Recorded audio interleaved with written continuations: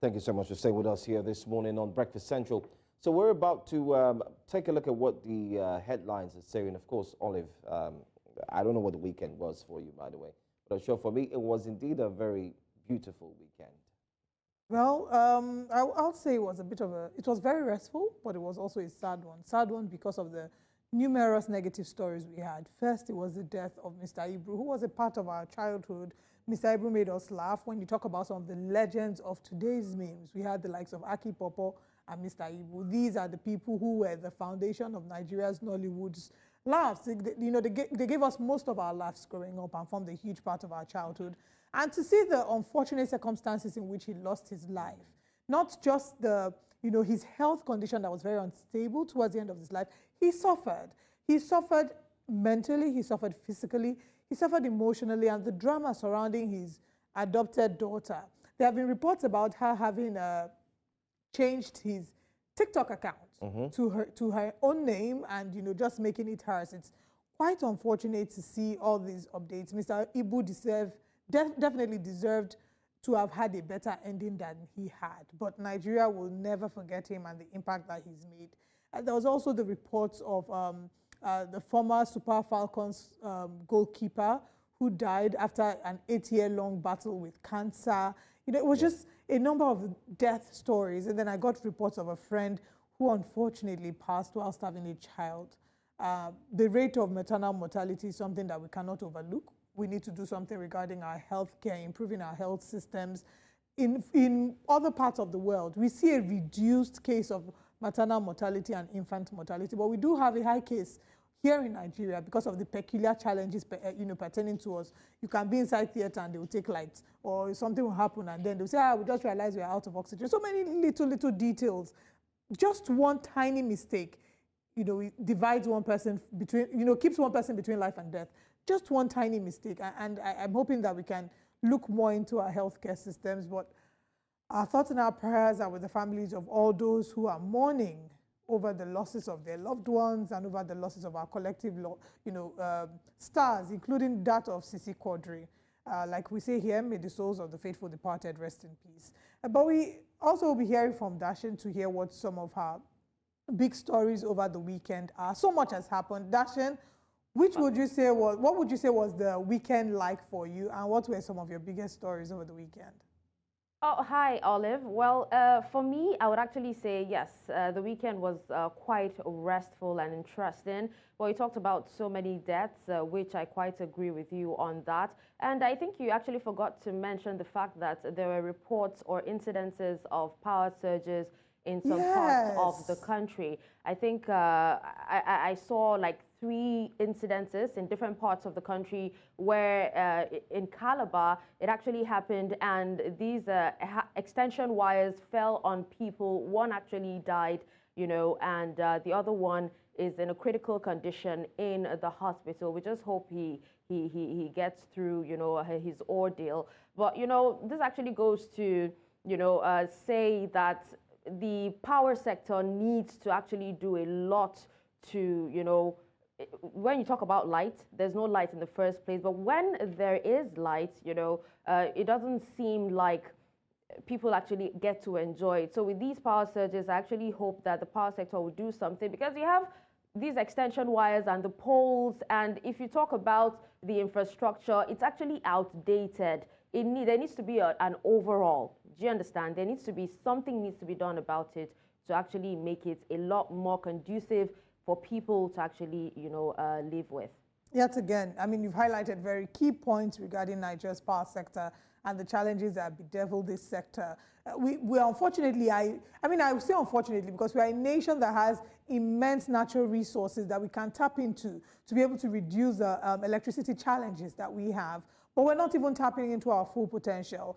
Congratulations to Abia State and the progress they've made. And we're hoping that the rest of the country can take a cue from it, because it's quite unfortunate when we're talking about either we're on 2 extremes. Either there's no light, there's no power, or when there's power, it's extremely high, it's damaging things, and in this case, killing people. Yeah. I saw the body of this person on the ground, and it was the most heart-wrenching thing to really see, because Nigeria has failed this person yet again. Anyway, a lot of conversations, but let's go straight to join you, Dashin, as you bring to us what the headlines are saying for Breakfast Headlines.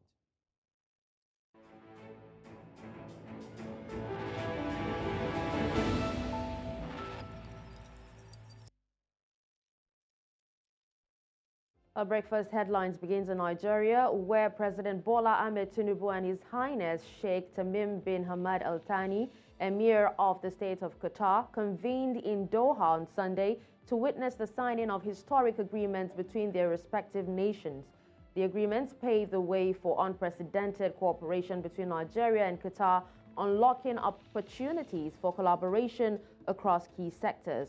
These include education, enterprise development, investment promotion, youth empowerment, mining, tourism, and sports. The Agricultural and Rural Development Secretariat of the Federal Capital Territory Administration has confirmed the looting of its warehouse in Dede earlier by residents in the FCT who took advantage of the economic hardship gripping the nation to raid the facility. Speaking to newsmen, spokesperson of the ARD Secretariat, Zakari Aliyu, revealed that the secretary had inspected the warehouse earlier, only to find it completely ransacked by looters who also vandalized the building, stripping it of its roofs and windows. Socio-Economic Rights and Accountability Project has filed a lawsuit against President Bola Tinubu over grave allegations of a missing $3.4 billion loan from the International Monetary Fund intended to support the nation's budget and respond to the COVID-19 crisis. Set up in the lawsuit demanded a directive for President Tinubu to probe the disappearance of the IMF loan, ensure the prosecution of those responsible for any mismanagement or diversion, and secure the full recovery of the missing funds. The organization argues that such actions are vital to addressing Nigeria's economic crisis and debt burden.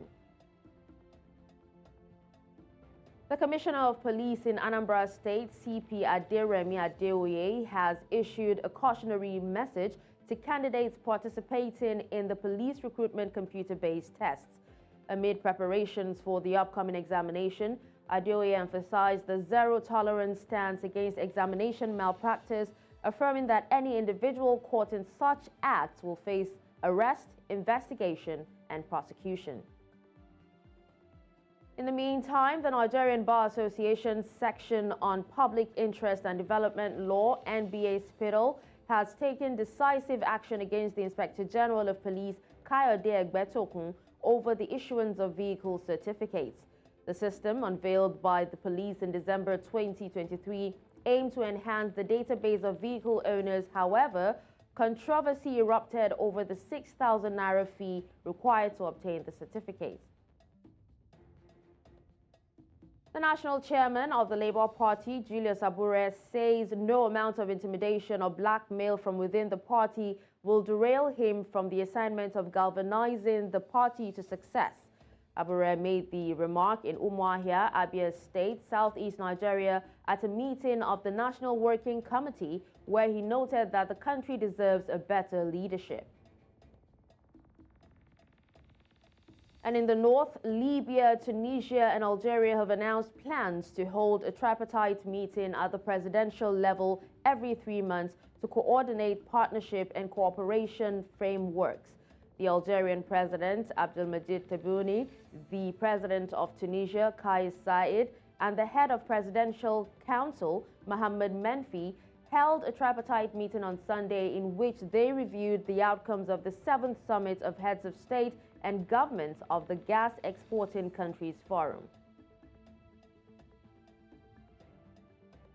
And that's all on Breakfast Headlines. Now it's back to Joe and Olive. Thank you so much, Dashin. Great stories there as well. Hopefully we'll see you again at 9 a.m. Most definitely, Joe. All right. Thank you. Thank you. Okay, so we'll ask you to stay with us, and don't forget you can be part of the program by reaching out to us via social media, and drop your comments as you may. Also, the phone lines will be opened so you can also call in and react to the stories, particularly from the 8 o'clock hour, where we'll take a look at the front pages of the newspapers. In the meantime, let's take a break. When we come back, our top stories will be in focus.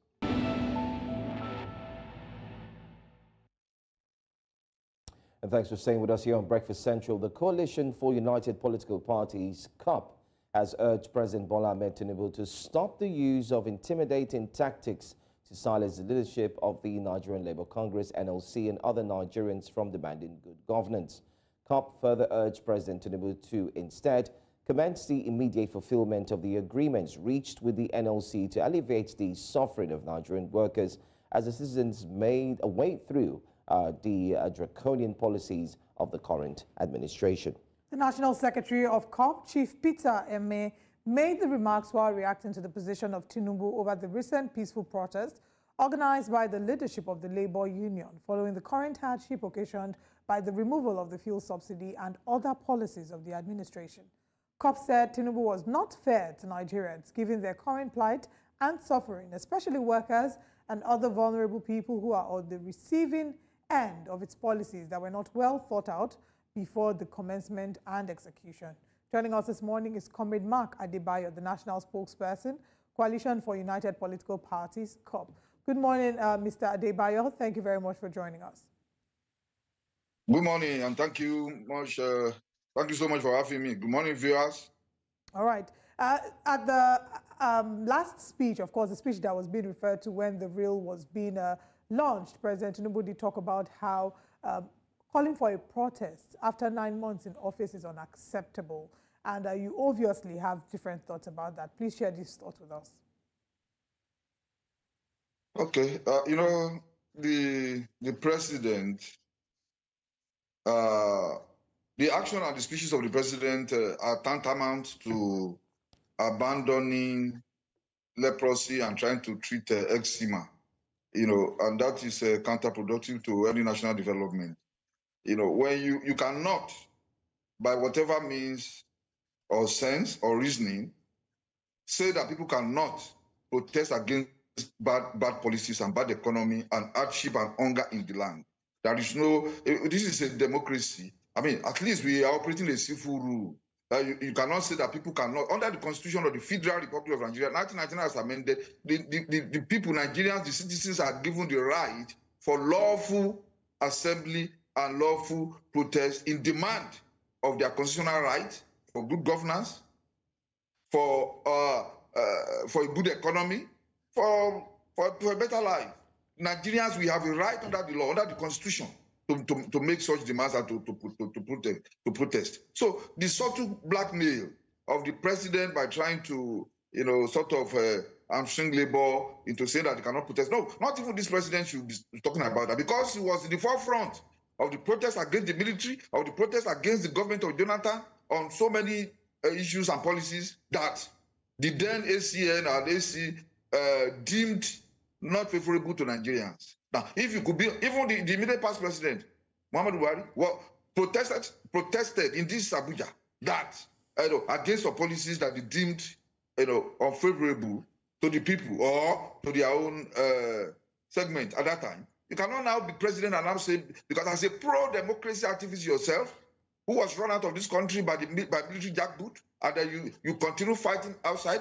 You were a human rights activist, you were a pro-democracy activist, you sponsored protests, you sponsored even riots and everything. And then, until we were able, until we were able to get the military out of power, and then democracy, civil rule was instituted. Now you became president and now saying that people cannot protest. No, it is unfair, it is unjust, and it shouldn't be coming from the president. Just to clarify, it would seem that I don't know, but many people would interpret that what the president meant would be that 9 months might be too early, as they would need more time, not sort of trying to stifle people's rights to protest, but saying that he would need more time. So from your perspective, how much time will be enough time before people can then finally explore their right to protest? Yeah, the issue is this: how much time will be enough for people to be hungry, for people to be unemployed, for people to be repressed and oppressed by terrible economic policies of the government? For how long have we got? 9 months, I think the president should realize that some people have died because of his bad policies. Some people have lost their jobs because of the bad policies. Some people have lost their businesses because of his bad policies. So for 9 months is more than enough for any government to make an impact that is beneficial to the generality of Nigerians. So we cannot say, the timeline of give me more time. I mean, The president said clearly that he was ready for this job, that he applied for the job, that he was ready for the job, and that he should not even be pitied, that Nigerians should hold him accountable. He said so by himself. And now, when Labour and other civil society organizations like the Joint Action Front, JAF, are now hitting the streets and demanding for those rights and demanding for better life for Nigerians, you are saying that 9 months is too short. No, I don't believe it is too short. You see, why Nigerians why we can no longer wait and say maybe for another 4 years or so. No. It's not possible for Nigerians to. The people in government are not feeling the heat. The people in government are not feeling the suffering. The people in government are not hungry. They and their family and their children, they are not hungry as Nigerians are hungry. So they can feel comfortable and say, oh, give us more time, give us more time. That was what in the 80s. In the 80s, from 1979 to 1983, this was the same thing that Shagari, President Shagari, then told us. Now they first came with their policy of green revolution. Now they came with austerity measure, saying that, oh, we will suffer now, we enjoy it later. Throughout his government, Nigerians suffered. Then came Babangida with his SAP, Structural Adjustment Program. Then people started shouting and crying. Inflation was at the highest level, and the prices skyrocketed. There was no jobs. There was job losses and a lot of this. Babangida said SAP was for the benefit of Nigerians, that we should calm down. I was a student then. I was part of the people that led the anti-SAP riots during the Babangida regime. Now, the promises of SAP never materialized. We suffered throughout his regime. Now, if austerity measure did not work, if SAP did not work, you claim. And the same thing now, they have removed subsidy. And now you are being told that, no, hey, if you suffer now, you enjoy it later. So no, once bitten, twice shy. We can no longer buy that lie. We cannot buy that falsehood. We cannot buy such, such Jankara economic policies, hoping that we suffer today and enjoy tomorrow. All the promises of yesteryear never materialize. So they cannot come with the same policy, with the same approach now. And you expect Nigerians to be patient. No, 9 months is more than enough for anybody to make, critical impact in a way that you benefit the people. So, but you see, within the first 1 hour, and I don't know how history will interpret the presidency of, Alhaji Bola Tinubu, because in less than 1 hour, in fact, within 10 minutes of his taking over as president of Nigeria, we entered into this terrible economic situation. Who does that? If I were he, at least I will allow Nigerians to enjoy his government for like a month. It just announced subsidy is gone. And from that day till now, we have never recovered. They said it will get better as we are going, but it's getting worse. The Naira is plummeting, prices are skyrocketing, the inflation is exploding, and insecurity is imploding. And there's generally, I cannot see where, what the current administration has been doing is trial by error policies. Let's float the Naira. Let us remove subsidy. Let us do this. Let us do that. All these things, if you don't come into presidency with trial and error, you must have concrete policies that will benefit the people. And any economic policy that does not impact directly, positively on the lives of the citizens, it is an undesirable economic policy.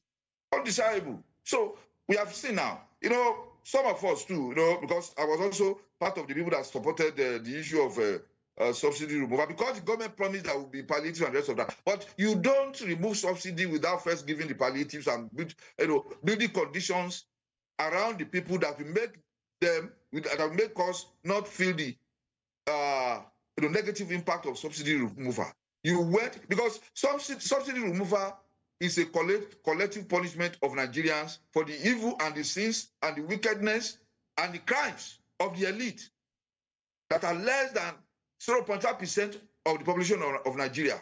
Of Nigeria. Now, they are the ones who are stealing the subsidy. They are the ones who are lying about the subsidy. They are the ones who are responsible for the humongous corruption around the subsidy. You know them. You have identified them. Why not go after them rather than punishing Nigerians for the sins of the very few people? That is the major problem of the subsidy removal. And majorly too is the fact that you do not remove subsidy without first cushioning its effect. But you now remove the subsidy. Up to now, 9 months after, we are yet to see the palliatives. All right. We are yet to see. And all these staggered policies, all these staccato movements and the fire brigade approach cannot help our economy, cannot help our country. Mr. That's what we are saying. All right, Mr. Adebayo, Yeah. we get your point in line with what you've said concerning subsidy removal. That statement made shouldn't have been made. Possibly a month should have been given before making that statement, at least to enjoy the government. But may I ask, before the president indeed came to office, COP had highlighted key areas they wanted the president to focus on. Looking at the fact that you were also outspoken during President Buhari's time, stating some of the errors that were made, and then the president, currently President Bola Tinubu, came in and you also put a detailed note to him stating what he needs to work on. Do you think that President Bola Tinubu has the power, will be able to indeed change the tide, especially looking at from where we're coming from President Buhari's administration to the new administration? Is there trust in the renewed hope, especially from COP? If you look at that document, the renewed hope document of President Bola Tinubu, what a wonderful document. But we are not seeing the implementation. Because, Nigerians will feel the positive impact of his renewed hope if food is affordable, if energy is affordable and available, if there is security, if there is employment, if there is peace in the land.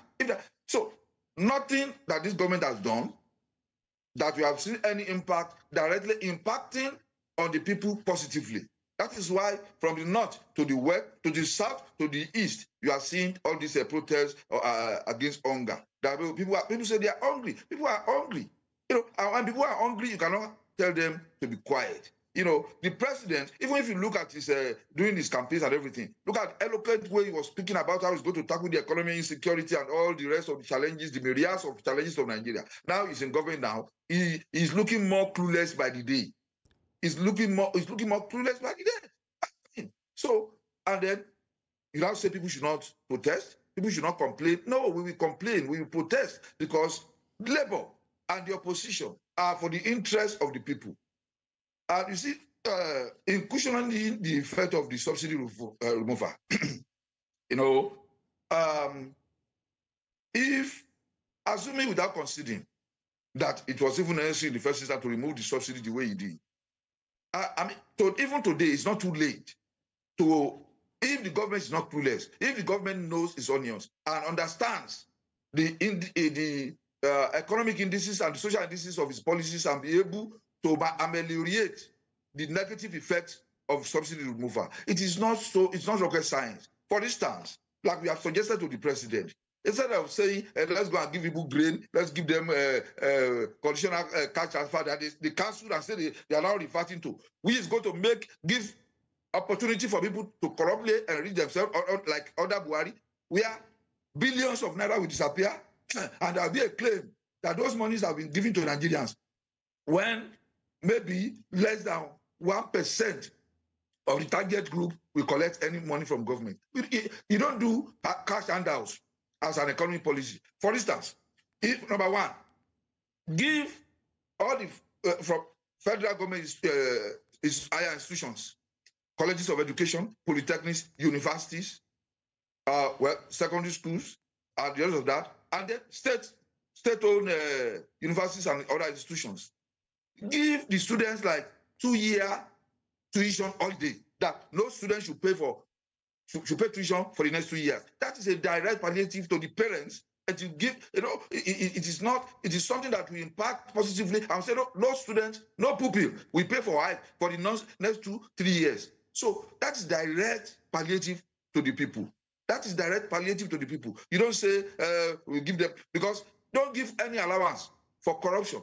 So if you want to, okay, now if you say the policy cannot, subsidy cannot be returned fully, because already we are hearing now I mean, that the government has to pay minimum of 1 trillion naira per month for subsidy now that is removed. Because if they hadn't done that, because of the kind of the way prices of fuel is increasing in the international market, maybe we'll have been buying fuel 2,000 naira per liter now. Now, there are things you can do that will directly impact the people that they will praise your government. If you support the parents, if you support the people in the area of education of their children, everybody will be happy about that. If you support the people in the area of Medicare, that's direct impact on the people. If you support the people in the area of finding the means to crash the prices of foods, of foodstuffs, it is a direct. You don't need, Nigerians are hardworking. They don't need you to give them handouts, give them 1 Congo of rice, 1 Congo of gas. No, they don't need that. You crash. Let me do, implement policies that can bring down the prices of food in the market. Nigerians will go and buy. But a situation whereby what we used to buy for 5,000 is now being sold for 65,000 naira. How do you expect Nigerians to cope? Especially the poor Nigerians, the multi-dimensionally poor Nigerians, that are per day, repressed and oppressed by bad policies of government. Not even with this government that has started from post-independence era till now. All right, nothing Mr. Adebayo improves in this country. All right, that is what we are saying. You cannot say we should not talk. Mr. Adebayo, I mean, we thank you. Thank you so much for sharing your thoughts with us this morning. However, we'd just like you to hold on, as we'd like to ask one more question, which has to do with the trip to Qatar. We do know that COP has actually been outspoken concerning the 2 children of President Bola Tinubu who have joined him on that trip, making a total of 38 delegates, including some of the governors. The children talking about Sheyi and, of course, Yemi Tinubu. But before you respond to that, we'll go for a quick break. When we come back, we'd like to get your thoughts finally on that. So please stay with us. We'll be right back. All right, welcome back to Breakfast Central. We'll still have with us the National Spokesperson Coalition of United Political Parties, COP, Mr. Mark Adebayo. Mr. Adebayo, right before the break, we did ask the question, which is indeed, has seen COP react to the fact that the president did go to Qatar with 2 of his children, in line with the Rosaya report, which was mentioned that there will be a lot of cut in governance, especially when it comes to spending. COP did react to that. What's your thought, especially looking at the president's trip to Qatar and the involvement of his family members? Well, thank you so much. That shows, that tells you the contradiction between policy announcement and policy implementation. If you say you are cutting down on the size of government and then a delegation and the rest of that, then you put your 2 children. You see, it's these people in government are alien. They are alien to the people. They are too far removed. They are too far removed from the sensibilities and interests of the people for them to even care about our feelings, to care about our welfare or anything. Because I want to know in what capacity are those people, are those 2 children following him to Qatar? To what extent? What part of government are they? What parastatal do they represent? What agency of government do they represent? I mean, he is the president of the Federal Republic of Nigeria, not the president of his family. And then, the other time, almost within a month that he came in, we read in the papers how his son, flew the presidential jet, I think to Kano with his friends and the rest of that. So, can you imagine? Are we this frightful in this country that people do not, even who are in government, do not know what is even more important for them? Now, I think the question President Bola Tinubu should ask himself is that, how do I want to be remembered by Nigerians? How does he want history to remember him? How does he want posterity to remember him? What will he be remembered for? Insecurity? Will he be remembered for hunger? Will he be remembered for unemployment and job losses and business collapses and naira going to 5,000? What does he want to be remembered for? I think the day he asks himself that question and genuinely answers himself that question, maybe you begin to do things better. For now, for now, even some of us who are in the opposition had better hope, had greater hope, and believe that this man will do far better than he's doing now. Even in the opposition, we believe that he will do far better than Buhari. Now, what are we seeing? Is even, things are getting, you see, you cannot, like I said, you cannot be giving us promissory notes. Let's suffer now and enjoy it later. We've been hearing that since the 60s and 70s and 80s. It never materialized. So you cannot bring that one now. Whatever you are going to do that will make the people enjoy as Nigerians, as citizens of the Federal Republic of Nigeria, to have affordable food, affordable healthcare, affordable education, affordable security and everything. That is what his government should concentrate on. It is not about this gallivanting all over the place with your children and the rest of that. Of what impact would that be? He should tell us what those children are following to go and do in that place. Will the president say he does not have enough aids to take care of whatever that needs to be taken care of?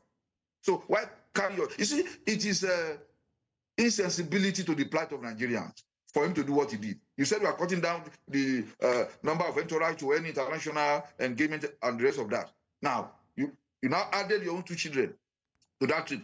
These are people on their own who could afford it. If they wanted to go to Qatar for whatever reasons, they could afford it on their own. The first lady told us during the campaign that, look, his family has been blessed, they are rich, and that they are not coming to lose Nigerian economy. Oh, so well and good. But why?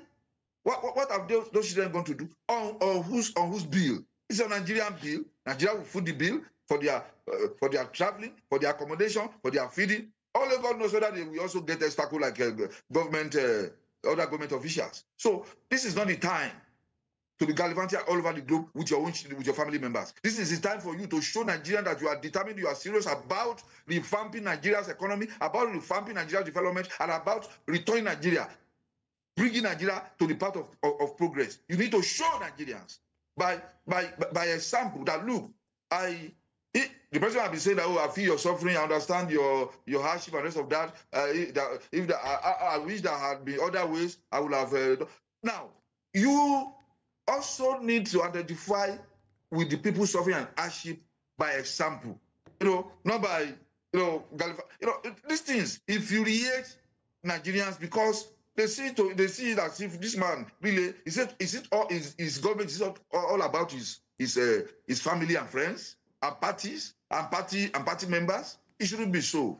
I believe you asked about whether he has power or capacity. Look, I believe that if the president wants to do well, he will do well. But I think there's no political will on his part and his team, and it's even surprising that there are some people, there are some economic experts in this government that we believe that with them in government, things will do better. But it's like completely, they have lost it. They don't understand what they are doing. Naira is not coming down. Everything is going higher and higher and higher. And then the hardship is increasing and the economy is being, pummeled by the day. The other day, Nigerians took into their hands to feed themselves. They were hungry. They went and looted the warehouse of the FCT. Started away millions, if not billions, worth of food items. What are those items doing there? Why didn't you release them earlier to the people for them to benefit? So the people said, "Okay, this is our thing. This is our money. This is our food," and they went there and took what belonged to them. Simple as ABC. I do not support disorderly behavior or mob mentality. We are not promoting that as you feel, but the fact remains that you cannot oppress and repress the people and not giving them what they want and then ask them not to take it by force. They will take it. That is it. And I just want to, CUPP would like to encourage the president that, look, let Labour do their Labour thing. Let human rights activists do their activism thing. Let opposition be opposition. Do not interfere in a way as to say that people should keep quiet when your policies are not working well for the people. No, we will not keep quiet. We will continue to be on the street until things change, because we are for the interest of Nigerians, and we start by our press releases, our press statements, that the president currently is not doing well and he needs to improve, and that when he begins to do well, we will continue. We will support him. Opposition does not mean that we should throw the baby away with the bathwater. If he's doing well, if his policies begin to impact positively on the part of Nigerians, even few people will clap for him. So All right. it is about Nigeria. It is not about politics. It is about Nigeria and Nigerians and our collective interest as a people for us to move forward as a nation. All right. Thank you so much, Mr. Adebayo, for joining us. It's been a very meaty conversation, and we've gotten a feel of what COP, which is the Coalition of United Political Parties, feel about the current administration so far. Thank you for joining us. Thank you so much. And because, your station, you know, News Central has been a major bastion of hope for the masses of this country, a voice for the voiceless. You always bring, you know, these causes and issues surrounding the welfare of the people and the security and the peace and progress of Nigeria. And to that extent, your television station is pro-people, is pro-masses. And we can only encourage you to keep it up. Thank you. We appreciate that. Thank you so much. All right. Thank you. Okay. So the conversations are indeed, of course, rife. But this morning, talking about the hardship, we do have our correspondent, the one who has just received an award, by the way. He's going to tell us about it. Amara Kirawa joins us all the way from Maiduguri. And let's find out what the situation really looks like up north in that area. Thank you so much, Kirawa. Are you there? Can you hear us? Good morning to you. Yes, good morning. All right, great.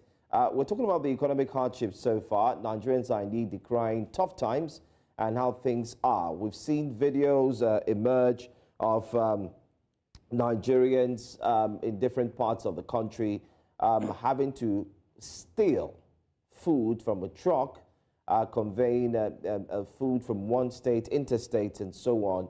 And most importantly, videos and others decrying the tough times that they're going through. Can you give us an update on what it's like where you are, especially in Maiduguri? Well, thank you so much. For us in Maiduguri, we do not have such kind of incidences happening across the country, particularly in Abuja, the FCT, and Niger, and other states alike. But by and large, what is happening in most parts of the country where Nigerians continue to loot food items is telling much on how the people are feeling. The hunger is glaringly clear. People are paying through their nose, and the economic situation is not favorable to the masses. And this calls on the government, not only the government, it's actually a responsibility of all of us, the marketers, businessmen, the government, students, and everybody need to come together collectively. I believe if we come together, we can address this problem. But by and large, the government need to focus more attention on prioritizing the needs of the people, the need of the masses, the needs of the hewers of wood and drawers of water, and the vast majority of the people in the country. The economic policies might not seem to be very good, but I think if we give them more time, though it's very difficult time, but I believe difficult time never lasts, and the government need to do something. And from my own end, I think the government can adopt a strategy which they can implement to address this menace. First is to look into the means of coming up with short-term plan, long-term, and medium-term plan. For the short term, I think the government can come up with distribution of food in form of palliatives, which is the much needed support of the people. What people are crying out, that is why they are looting food items, because they are hungry, and so on and so forth. We can take example of what is happening in Borno State and of course Yobe State. The governors have continued to distribute food in terms of palliatives. 3 days ago, the governor of Borno State, for example, flagged off distribution of 100,000 food items to 100,000 households. These are things that we need to put into perspectives because they are the immediate needs of the people. And for the medium term, I think the government needs to look inwards in terms of investing in agriculture, creating an enabling environment, particularly for the youth to go into agriculture, to do more in aquaculture, expanding the hectares that our farmers used to farm, since we're enjoying relative peace, particularly for us in Borno. Now that we have very large landmass, the government can invest much in that aspect of agriculture so that we can feed ourselves. And for the long-term solution, I think the government can focus more attention on recharging the lake chart. Recharging the lake chart has been a very public, a very good opportunity to address most of the problems of the people that are within the lake chart, and of course, even beyond the shores of the lake chart, because fish is there, the water is there for irrigation. If the government can explore these opportunities, I believe most of our problems will evaporate. And most importantly, I think the government needs to focus more on coming up with strategies to enhance its relationship with border communities, border countries. All right. Niger, Chad, yes. Yeah, Kira, I mean, some of the points you made, obviously, is what's coming out from the mouth of, the members of the Maduri community and what they've said so far. And you've highlighted on food, which has been a major problem. Our time is fast spent, but Olive wanted to ask a question, but I also wanted to quickly chip in. Congratulations, we did also find out that you picked up an award. Can you tell us about that award in very few seconds, very quickly? All right. Well, it's a peace advocacy award given to me and others alike. It's based on what we have been doing in recent times with regard to peace building efforts. Trying to call on the communities to be resilient, and then telling the good stories, and of course, how people are going through very difficult times, trying to comfort them, tell them that yes, there is hope at the end of the tunnel, and they should.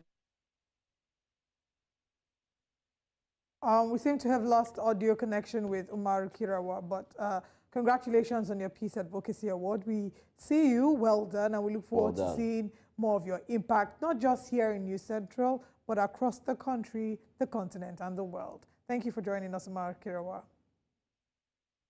All right. Now let's take the conversation away from there to talk about the latest update regarding President Bola Tinubu. He has conveyed a strong message to the international business community during the Nigeria-Qatar Business and Investment Forum in Doha, while assuring investors that Nigeria is fully committed to facilitating serious business endeavors and will confront entrenched interests, hindering their confidence head-on. In his address to Qatari investors, President Tinubu emphasized that the ongoing reforms and upgrades within Africa's largest economy and pledged to address the obstacles obstructing profitable and legitimate enterprises, while also promising to eradicate all bottlenecks impeding progress. Well, President Tinubu, however, issued a stern warning against corruption, urging Qatar's industry leaders to report any government officials soliciting bribes or inducements. He assured them of direct access to the president's office for swift action against such malpractices. Reacting, Mohammed Al-Thani, the Qatari Minister of Commerce and Industry, said Qatar was prioritizing new investments in low-carbon initiatives, mineral products, petroleum chemicals, industry and consumables, and looks forward to working with Nigeria counterparts owing to its large markets to achieve joint objectives in these sector. Now, there was also a communique where the president indeed broke some of the investments opportunities down. Some of these investment opportunities as listed. The expectations include enterprise development, mining, education, sports, investments, promotion, tourism, youth empowerment, and the likes. And this indeed is very, very interesting. Well, conversation has also led to many asking the president the other way, which happens to be that question of, well, you did go with 38 delegates, Mr. President. Aren't they too much? Looking at the Oronseye report, which the president has said he will implement. And of course, eyebrows were equally raised, just like one of our guests who did join concerning the 2 children of the president who joined on that trip amidst the governors and others, which are the ministers who equally joined. So it's indeed a long conversation. and most importantly, the pointers that are being made. Well, we could say progress in one way or the other. Remember that this same trip met a lot of criticism, especially when there was a response, a letter that came from Dubai, from the Doha, I beg your pardon, where they had said that they would not be able to attend to the president. Of course, that was later changed, and then it's clear that the meeting is indeed held. So, good one. Great move, Olive, especially from the president.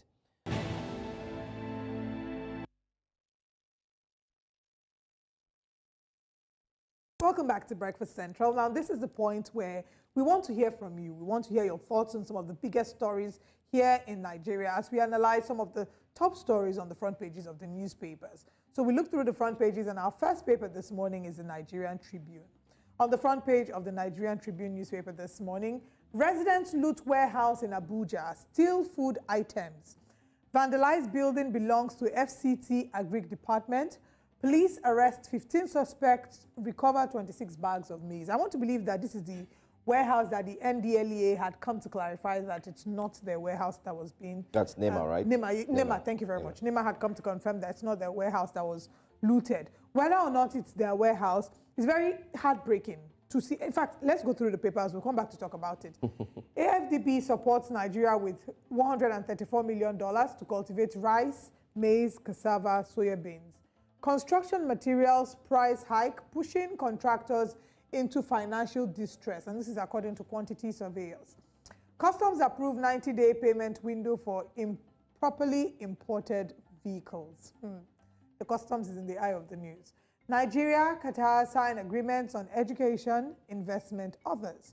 Nigeria has best returns on investment, says Tinubu, tells Qatari investors to report any official who asks for bribe. How exactly are they going to return it? Dear Mr. President, I picked my pen from the basket of love to write you this letter. I hope you are well. If so, doxology. I would like to report to you a certain person with it. I don't know how that's going to happen, but yeah. It's, for me, it sounds somehow. You know why? Yes, it sounds somehow because what he's saying is that we don't have systems and structures that can adequately fight corruption. It's embarrassing. That's what you said. I was very embarrassed when I saw it. Report it to me. It's just like if I were the owner of News Central Television. You know, I would then come on TV and be telling the audience, if you see anything you don't like, this is my phone number, call me. There is an admin, there is HR, there are systems and structures. So what that message indirectly passes across is that we are a structureless country that does what we like, that corruption is, of course, a big problem to us, everybody knows. So if anybody asks you for bribe, the police cannot handle it. EFCC and all the other law enforcement agents can handle it. Just come to me directly. I'm the one that can handle it as the father of the nation. On the other hand, I was also thinking, someone would say, oh, it's a way of instilling confidence in the conversation that simply says, you know what? This is my company. Let's use the company codes because, of course, our dear president has always been a businessman. So he's always handled or run business and companies. So it's like saying, okay, listen, I want to have this business with you, Olive. However, you know, if you have challenges, bottlenecks, somebody's asking for something, you know what, my office is always open. Come straight to me. So it sounds like a bit convincing that, okay, you know, we have the key and the phone call to the president, the number one citizen, the CEO. But then again, to Nigerians, it's a mixed reaction. Even to us here, like, but you have set up the EFCC, you've set up other security and so on and so forth. This should be able to help us to curtail this excesses of corruption. Exactly. And you have said that you're coming in. Anyway, we have a call on the line. Let's speak to Benjamin. Benjamin, you're calling us from Ghana. Good morning. Good morning. All right. I want to end you once again. This is my second time calling. Thank you very much. Thank you for calling, Benjamin. Yes, and I keep repeating that Nigeria's system is structured for the citizens to fail. I said it last time, I keep repeating it every time. Because just as we are saying now, can you imagine our president going all the way to Qatar? And the same thing Buhari said when he went to Dubai, that Nigerians are lazy, are criminals. You can't be selling your country out for Christ's sake. He said, how can a president go there and meet Minister of Tourism? It shows that it was as if he's bought. Can you imagine Biden coming to Nigeria and meet by a non-government meeting without the president being there? It shows that we are not a country. And what these ruling class are doing is they are trying to subject Nigerians to beggars. Nigerians are resilient. Nigerians are hardworking. Nigerians don't need to beg for food. They should give us a working system. Nigerians can feed themselves. They can never build a country by giving people food. Teach them how to feed fish. Let there be security. Tackle the insecurity in the country. Tackle the unemployment. Give us stable light. That's what's it called? Investors will come naturally. You don't need to go and beg for investors. Good market sells itself. There's an advert those days that say, young Shinyan, young Kanai. Good thinking, good product. When you have a good product, definitely buyers will come. You don't need to go and be shouting, calling for investors when the investors in your country, they are sending them out. Binance is leaving. Companies are leaving Nigeria. Do you think the international world are not seeing? They are seeing it. You can fly all over the world for crying out loud. They won't come because when they look at your country, your policy is not working. Your citizens are crying. No stable environment. The companies, Nestle, even in your screen, MTN is losing. Nestle is losing. So I expect nations to come and invest. They can't come and invest, my sister and my brother. So they should stop. Okay, look at what they are doing. They take their children to go to Qatar. They say one thing and they do another thing. And one thing I've come to understand in this Tinubu presidency is like Pablo. If you watch that movie, Pablo, he wanted to achieve one thing in life, to be a president. And upon all the advice people gave him, he refused. And that advice killed him. So President Tinubu is just showing us that he wanted to achieve one thing in life, just to be a president, and he has achieved that. So whatever you people like, it's like, cry from now till thy kingdom come. They have achieved that end, and to hell with you people. Wow, Ben, thank you very much for sharing your thoughts. But wouldn't say it's exactly that way, though, because the president didn't make those statements. I mean, that's the view of Benjamin calling from Ghana, not that of the president. But he did mention something which is very key. Talking about taking his children to Qatar. And that's why might be an issue for Nigerians would be because of body language. Now is a time where Nigeria is in a very sensitive place, and every action or inaction can be grossly misrepresented. If things were stable, maybe people wouldn't have made a fuss about it. But right now we're in a very delicate place. Very recently, his son, Sheyi Tinubu, was trending because he had put up a post on social media encouraging, in quotes, Nigerians and telling us, to bear, to be patient, the same message that his father has been giving, to endure things to get better. I stand with Tinubu. I believe that Tinubu, has the interest of Nigerians at heart.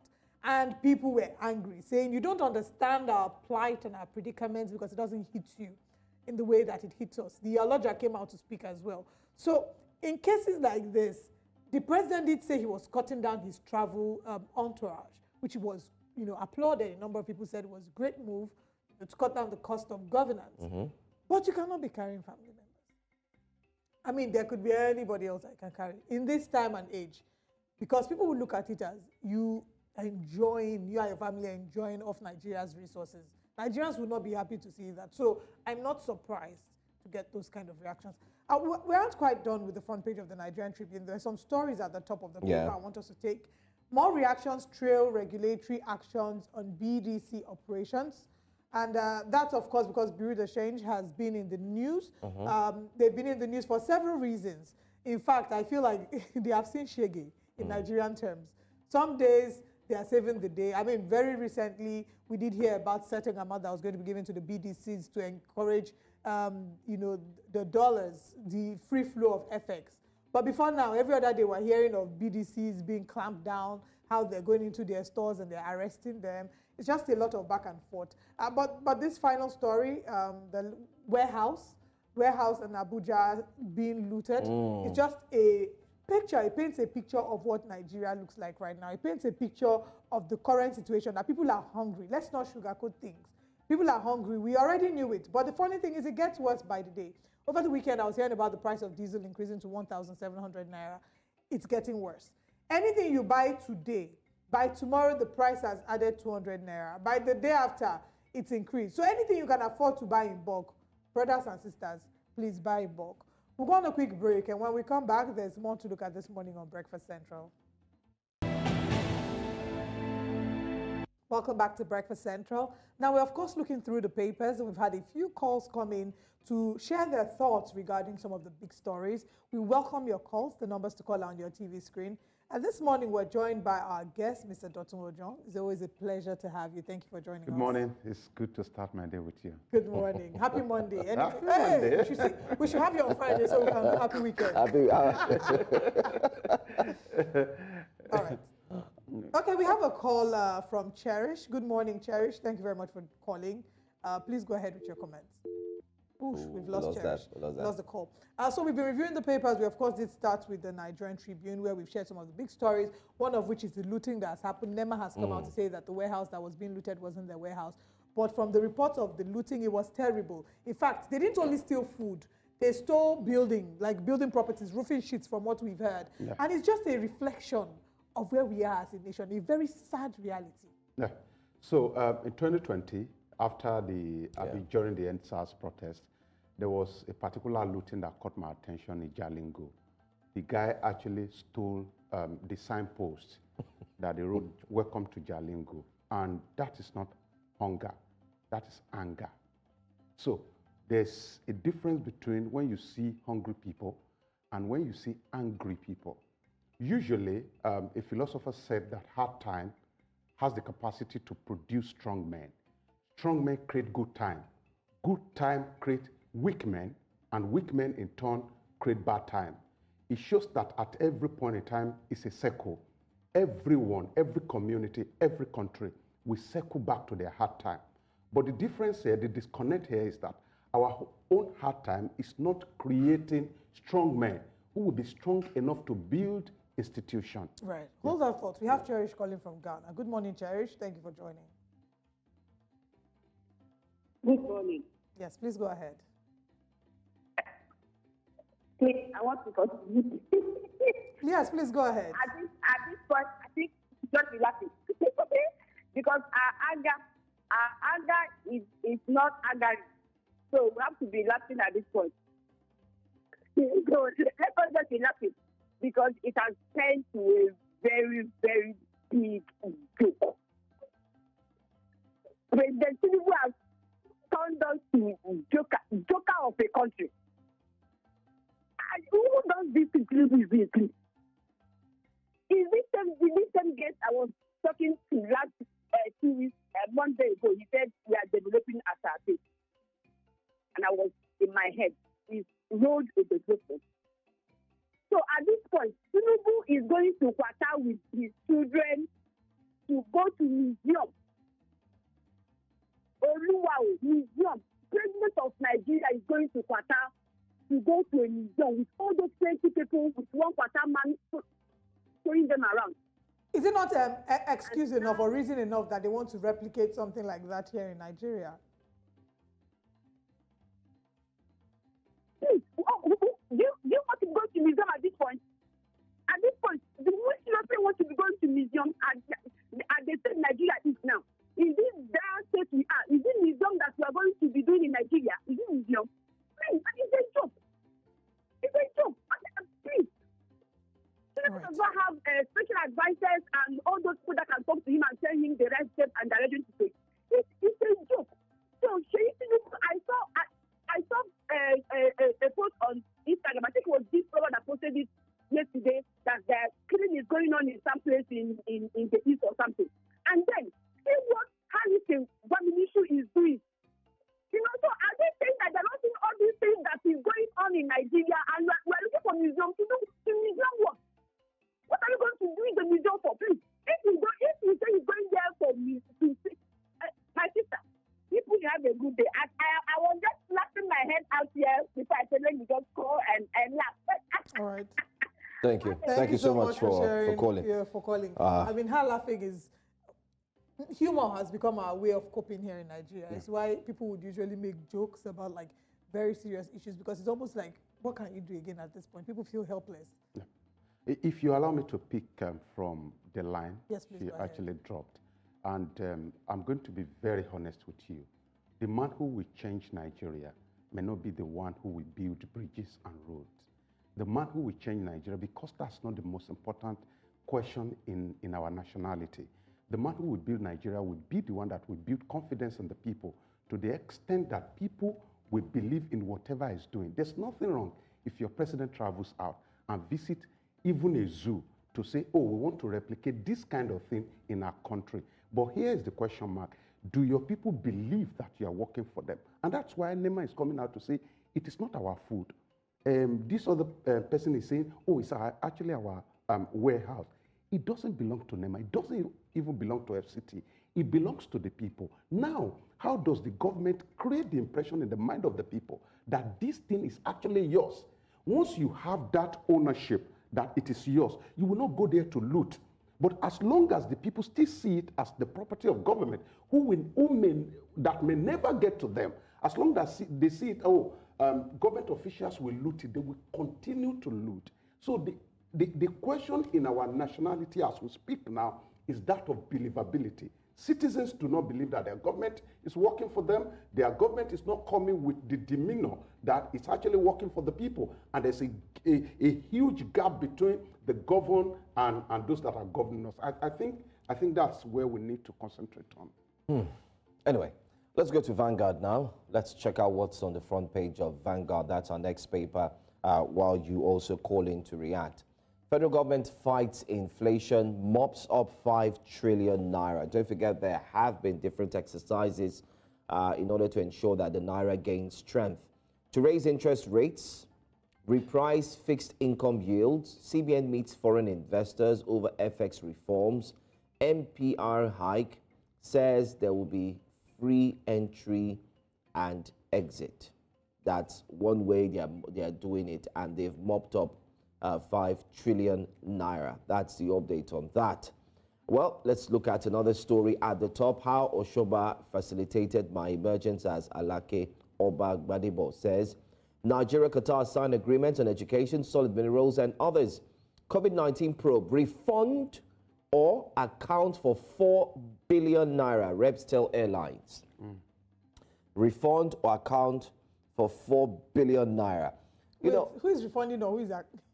So the reps are telling the airlines, because, of course, when the World Health Organization and the likes had given money for COVID, during COVID time, some of the funds, of course, we hear, were to ensure that there were proper movement of, either palliatives or, medical, for medicines and so on from here nor there. The thing is, I'd like you to react to one of the other stories, but I just want to touch quickly on this COVID-19 probe. You might touch briefly on it before you go to the main one I want you to talk about. It seems that the COVID-19 probe, the federal government cannot lay a hand on what really happened. It seems like all sectors had a hand in ensuring that the funds that were given for this COVID-19 palliatives and measures were not utilized in any way used. Okay, anyway, we have a call on the line. We'll go back to it. Good morning, Ukutekba. Thank you very much. You're calling from Kogi. Please go ahead with your comment. Okay, thank you very much. Many thanks for what News Center. Can you please speak up? We're struggling with your audio. It's a bit low. All right, many thanks for what News Center is actually doing. Thank you. We love this analysis on the newspaper headline. The one that struck me most is the issue that happened yesterday in Abuja, where people have to go to the warehouse and load a lot of food stuff. And that actually tells to the world and to the international community how insensitive that the plight of the government are to its citizens. So what we are looking at, most especially in terms of food security, is that they should declare state of emergency on food security, where people have to go to farm and do their farming and come out without any harassment on security in all over the country. And the issue around food security is very, very important and very paramount. And that is why we are facing a lot of challenges in terms of food, and everywhere there's hunger in every state that you go to. So it's quite important that the government should prioritize the needs of the people rather than to talk about how they can mop up dollar. We are not, for God's sake, we are not in US, and we are in Nigeria, and the constitution stipulates that Nigerians should spend naira in Nigeria, not dollar. So basically, we have a lot of issues within our own ambit as a nation, and that should be tackled so that this issue around food security can be well managed. And it's very, very important because it's time bomb and it's going to tell on our faces in Nigeria. Thank you very much for joining us and sharing your thoughts. You have any reactions? Okay, I'm going to start with the COVID-19 or COVID-20 palliative. Every crisis in the community, as far as we are concerned here, is an opportunity for people to make money. And that's why you see we've been fighting terror with little or no triumph in sight. Because the problem within the military, for instance, is not with the gun-carrying members of the military. It's with the money-carrying members of the military. So when you continue to have budget provision for a particular crisis, you discover that a whole lot of people just click to it and they begin to benefit from it. And I think that's exactly what happened during COVID-19. There was excess money. And at every point in time when there's excess money, there's always crisis. And that's what you see when the federal government is also fighting inflation, trying to mop up it up about 5 trillion naira. There's too much money in circulation, which is a product of so many things. When you remove subsidy, for example, I say that government stop paying subsidy and they transfer the payment to the citizens. So they have collected money from the citizens' hand, and there's too much money in the hand of the government. And you know what that means? That means that state governors and the rest, executive council member, have access to much money that they buy foreign currencies with. And when they use your naira to mop up foreign currency, you discover that supply will always be more than demand.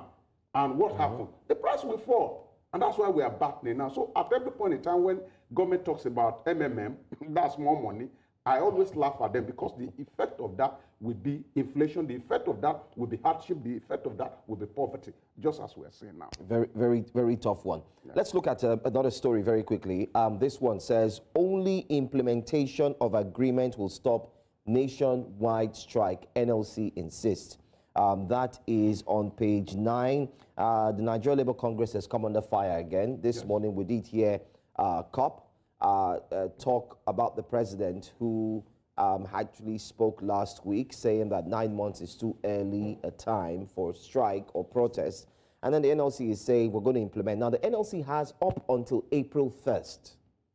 Up until April 1st for this agreement to be signed. Yeah. Is it going to be 1 million naira as initially touted, or is it going to be 150,000 naira? We're talking about the minimum wage. They have until April 1st. And now they're saying only implementation of agreement will stop nationwide strike, NLC insists. And they gave the government 2 weeks. The 2 weeks started counting from last week, Thursday. 27th, was it 27th? Yeah, 28th. 28th. Yes, so 28th, Thursday, but yes. Because they did one on the 27th. Yes, and then so 28th. So your thoughts? So yes, I mean, if you put all of these things we're together. just trying to emulate, what's it called? We're trying to emulate the people in power by trying to say, oh, we need more money. Because we've seen that executives, they earn in millions. We've seen that legislators have access to money. So Labour too felt that nothing stops us from actually having access to more money.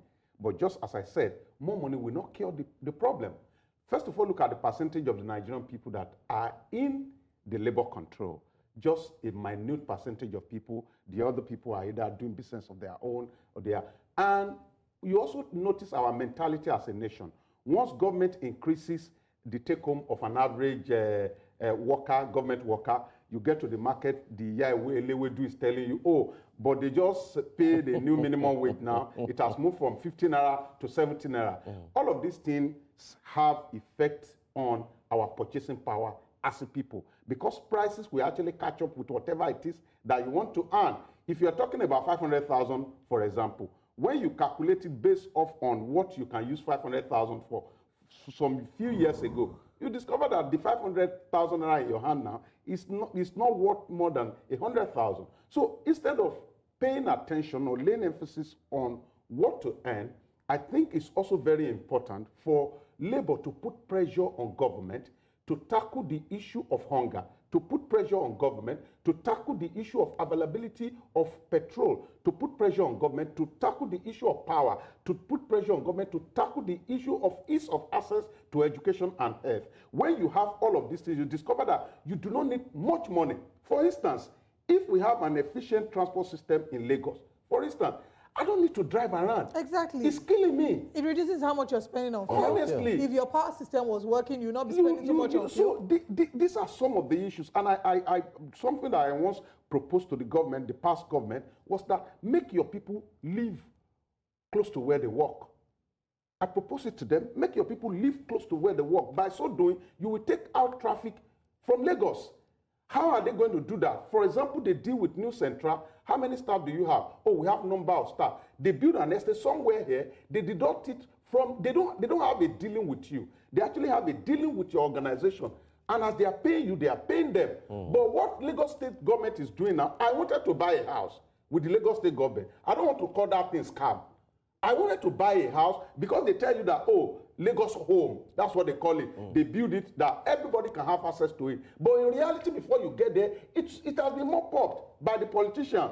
You will never get to have access to these basic things that will make life easy for you. So what I'm proposing is that Labour should also lay emphasis on the ease of living of an average Nigerian. We may think that more money will translate to the ease of life that we are looking for. But in reality, with the way things are skyrocketing, with our mindset as a people, with the way we believe, our believability level in our government, I doubt whether that is going to solve it. All right, let's quickly take in one more paper before we wrap up the newspaper review. Let's head to the Punch newspaper, on the front, or the Daily Trust rather. On the front page of the Daily Trust, residents loot Abuja warehouses, steal foodstuffs, roofing sheets. NEMA beefs up security at own facilities nationwide. That is to be forewarned. Is to be forearmed. People are angry. Oh, block. Express your feelings responsibly, Shetima urges citizens. Address hunger, poverty, insecurity. GBWIS, JIBW, I think that's IS, tells government. Customs open 90-day window for vehicle duty regularization. Man who returned 100 million naira gifted Hajj slots and cash. Do you think he'll prefer that to money? I don't know.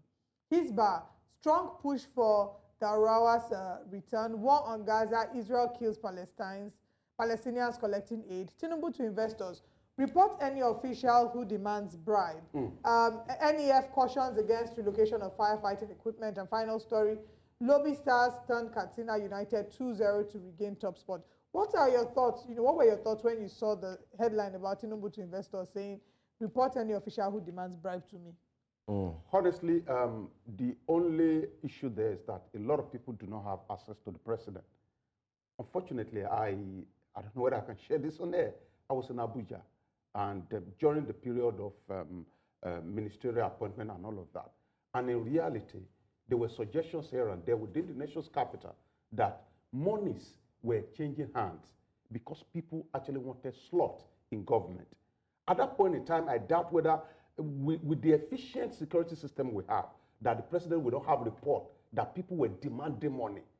If people like us on the street of Abuja could perceive, could hear, I think the security report should capture that, oh, there were actually people in your own government that were demanding. In fact, I got tired to a point that I was thinking that the only person that wants this government to work is President Tinubu. I doubt every man around him. That's the point that I got to. But when you don't have access to the president, how do you report them? But should we have access to the president to be able to fight corruption? Is it not embarrassing that as a nation, this seems that, so EFCC, ICPC, police force, all the law enforcement agents cannot fight corruption. They have to report directly to the president? That's what the president wants. But all the law enforcement agencies that they're all compromised, are efficient. Okay. But they actually work according to the body language of the president. So if the president turns like this, they work like this, unconsciously. So body language has been the issue over the years. For example, if somebody is very close to your principal and is immersed in corruption, what do? You continue to study the body language of your principal. Unfortunately, we have a president who has spread his net across the nation. He said this is his lifetime ambition. This is his strength. The fact that he has used these years to prepare. But this is also his weakness, because majority of people that are spoiling the nation are either close to him, related to him, or connected to his party. That's a deep one. Olive, any other thing to take a look at from the... Let's see if we can quickly throw in one more paper and the Punch newspaper and see what the stories there are. Food crisis, tight security at NEMA stores as hoodlums loot FCT warehouses. Troops foil attack on Abuja warehouse, arrest 5. They did not foil attack. If they've removed roofing sheets, except there's another one they're talking about. But you can't say you've really foiled the attack. The hoodlums carted away rice and other food items and carted away roofing sheets. Policemen deployed in Bayelsa, Kaduna, Delta, Osun warehouses. Reforms not meant to inflict hardship, says Shatima. Encomiums, Tompolo canvasses more crude output. NAF destroys illegal refineries. Driver in custody for killing 10-year-old. Oh my goodness, that was a sad one. With vehicle. Same NIN linkage, blocked lines rise to 40 million. So I may just sleep and wake up tomorrow and they have blocked my line. It's going to go higher than that. Yeah. I was talking to someone. Anyway, let's just get his thoughts because we're out of time. Yes. Let's see you react to... the Tompolo story, right? Is that one you would like to react to? Whichever one. Okay, we often call Nigeria oil-rich country, but in reality we are not. We just do between 1.5 million barrels per day. That doesn't make us an oil-rich country. But when you look at the capacity that we should have as a country, we have the capacity deposited in our soil. We have the resource. But our ability to now translate that to whatever it is that we need is where the problem is. I will want to shake the table a bit as a person who has experience in the Niger Delta struggle, is the fact that the amount of fuel that gets access to the hand of criminals is actually more than the one that government has access to, and it's so bad. So is there maybe not a way that we can find how we can work hand in hand with those who are running the illegal refineries? Is demolishing it the way out? No, the problem is not even with illegal refinery. The cabals that are stealing. The chunk of the oil see, there's no how a vessel will come into your waterways. And you will not know. And you will not know. Exactly. Every vessel has a number, has a tracking, identity, and all of that. So when you're talking about modular refinery, I continue to close my eyes to think, these people, the same process they used to cook ogogoro, local gin, is the same process they risk their life to actually make all of this. But when you look at the percentage, really, that's not the problem of Nigeria. Okay. The percentage are the people who actually take their vessels into our waterway and they cut away our we really don't know the people who are doing that. Let's take this last call. Go ahead, Mr. Ojo, all the way from Lagos. Abiano from Lagos. Okay. Good morning. Good morning to you. Welcome. Go ahead. And lady, thank you very much for picking up this topic this morning. Yeah, pardon me too, please. The lady call, I think from Ghana the other time, made mention of President Tinubu being in the museum. What we call museum here might not be what they call museum in Qatar. Please, business meetings necessarily does not need to take place in the state house, not restaurants. Where the host will choose where business meetings will take place. And just like we have seen on the front page of newspaper this morning, we can see what the achievement, the outcome of that meeting. I think that is commendable. That is number one. Two, we are where we are today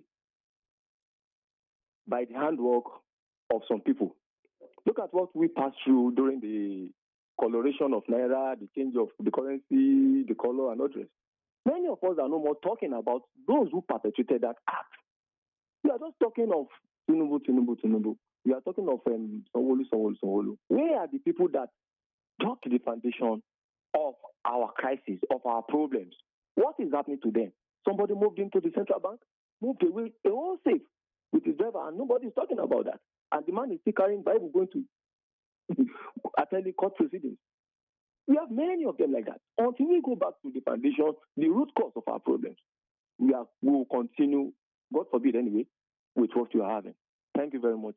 Thank you so much. Thank you, Abiona, for calling. Unfortunately, our time is up. I want to say thank you so much, Mr. Joe, for always being here. We look forward to have you again. Hopefully, we should bring him on Friday. You must bring him on Friday. So you can tell you're happy. Happy weekend.